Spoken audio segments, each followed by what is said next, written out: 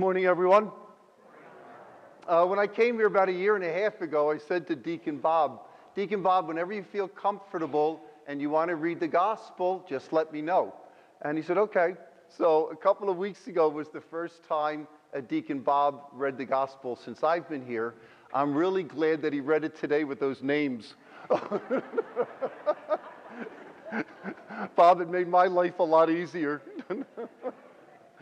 Okay, can you do me a favor? Just take 10 seconds to think of two people that you would like to meet. They could be people who are living or people who have already died.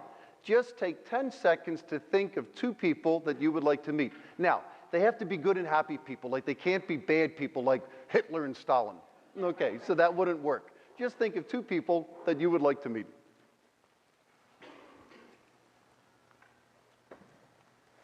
Okay, good. Why don't we all stand up? Deacon Pat did this on Thanksgiving. You can all stand up and just tell those names to the people in front of you or behind you or on either side and introduce yourself.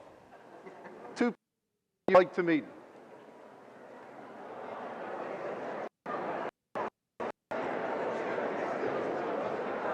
Okay. Who were the two? Oh, we both agree we'd like to meet the doctor who's running for president. Oh, okay, great. Okay, great. Everybody can be seated. Everybody can be seated. Thanks for doing that.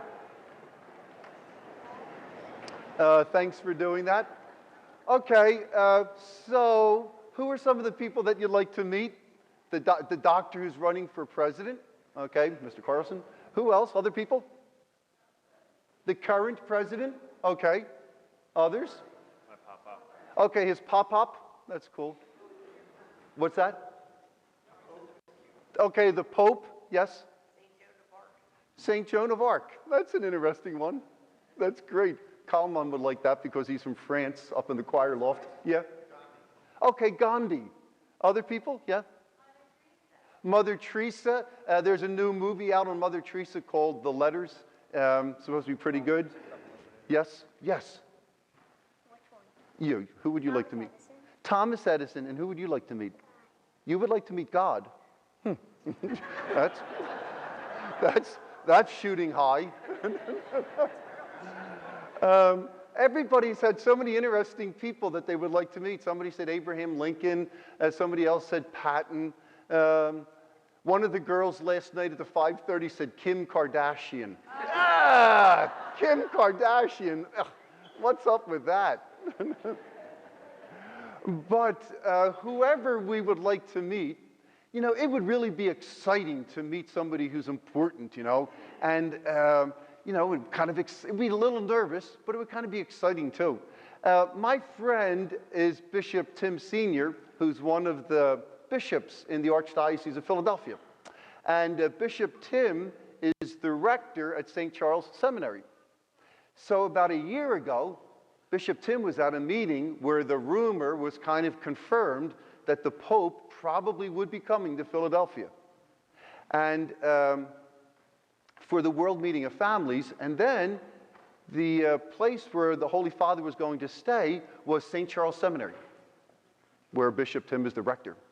Well, once that news was released, Bishop Sr. said the excitement and the energy and the enthusiasm at the seminary just started to grow. And, the closer the date came, there was more and more excitement and energy, and people couldn't wait until the Pope came. And when he finally came to St. Charles Seminary on Saturday afternoon, he didn't disappoint. The place was electric. And Bishop Sr. said it was like that for just the 2 days he was there. It was electric. Okay? You know what? That's a little bit of what's happening in the gospel today. Okay? That's a little bit about what's happening in the gospel.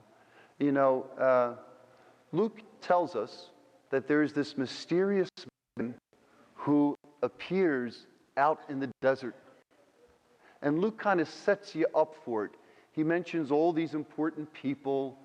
He tells you what their roles are. He tells you when Tiberius Caesar is in charge. He sets you up. But then he says, but the word of God came to a man, John. Okay. And this John the Baptist is very, very important for our Christian faith. And John the Baptist is very important in all four Gospels. When Jesus begins his public ministry in all four Gospels, it's initiated by John the Baptist. And John the Baptist had a very important role to play. You know, John the Baptist came on the scene in a time of Jewish history where the Jewish people were just really kind of let down and depressed. You know, so many bad things had happened to them.